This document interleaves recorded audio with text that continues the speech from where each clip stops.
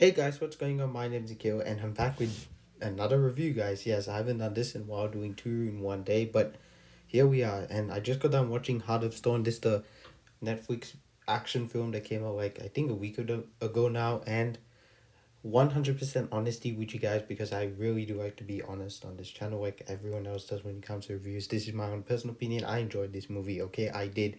Does it has problems? Yes, absolutely. But it did what it had to. I had a good time watching it. So that's that. So to start off with for my pre-ratings, I'm gonna say that Heart of Stone is a good movie. I thought it was a good, solid action film. Nothing more, nothing less. I didn't enjoy it as much as I did The Gray Man.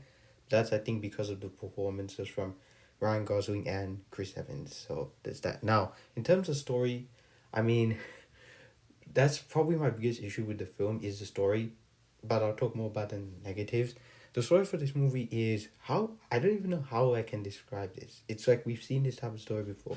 For there's this, I guess this piece, this MacGuffin, people trying to get after it. Gal Gadot and her team are trying to stop them, and that's really all there is to this movie. It's a very similar type of plotline to other films we've seen before, but all consists that MacGuffin, bad guys after it, good guys trying to stop them from getting it. So that's that. Now, in terms of the positives, the action was awesome. I did like the action. I mean, it's an action movie. I'm gonna like it for what it is. I mean, yes, there are bad action movies out there, but and some might say this is, if not, a lot of people have said this is bad action movie. I don't think the action in the movie is bad, if that kind of makes sense. Like people can say it's a bad action movie, but is it the movie overall? It's bad or like what?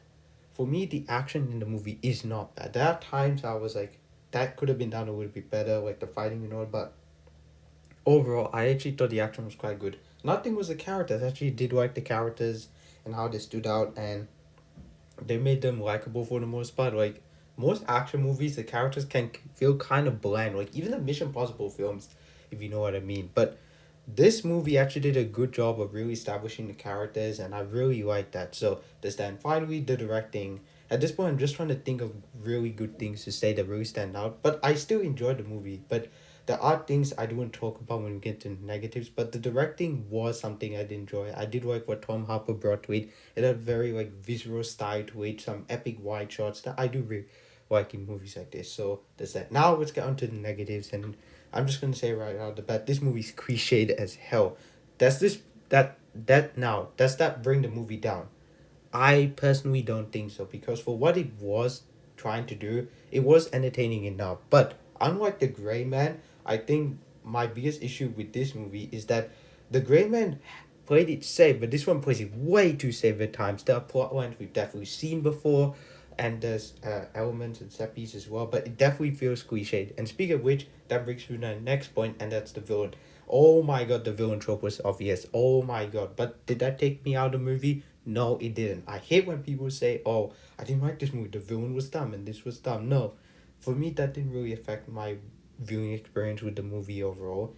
And so there's that. But finally, another thing I want to say is the story. And I think that's the biggest issue with the movie. The story could have been so much better for a movie like this. I mean, you have Gal Gadot, you have Ali Bhatt, who's a big star in India, you have J.B. Dornan, and a bunch of other people as well. And I thought the story should have been so much better, but it was just simple. So the step, but hey, simple doesn't necessarily mean bad, right? Like as far as I can tell, 65 had a very simple story, and I love the hell of that movie. But this, as far as I can tell, they should have done a much better job with the story and the script. I know a lot of people have issues with this movie in terms of script, and I can see why. But for me, it was entertaining enough.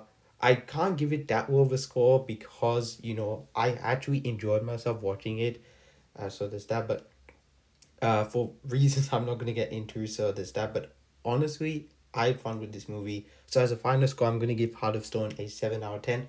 Not as fun as Nimona, not as well crafted as Nimona, which I know is a totally different movie. But for a Netflix original, hey, it's alright. It's good. It's solid. I probably wouldn't want to watch it again. But if they did make a sequel, I would be down because I like where they set up a potential sequel in the end of the film, but I doubt it because of the review. So there's that. But I enjoyed the movie for what it is. So there's that. But there you guys have it. Those are my thoughts on Heart of Stone.